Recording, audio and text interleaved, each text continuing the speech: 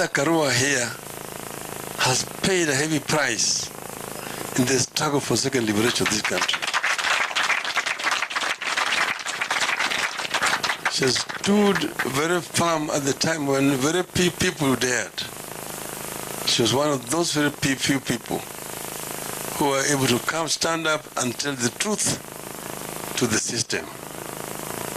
And was able to give legal service gratis, pro bono, because so many of our people were being arrested here and there all the times, and we didn't have the money to pay.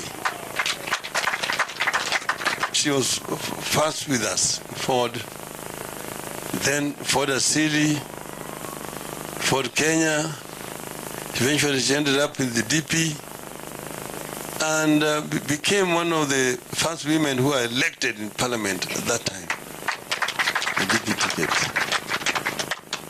And we were together throughout that period of time.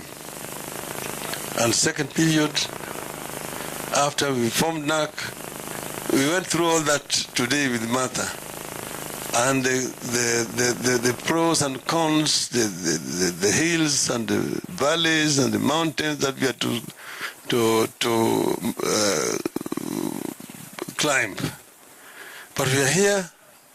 We all agree that there's still a lot to be done for us to achieve what the people of Kenya desire.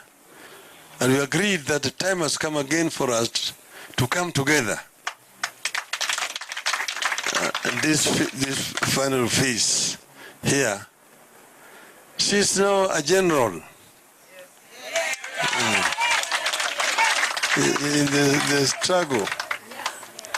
She wears scars of the struggle, okay? And she wears it proudly.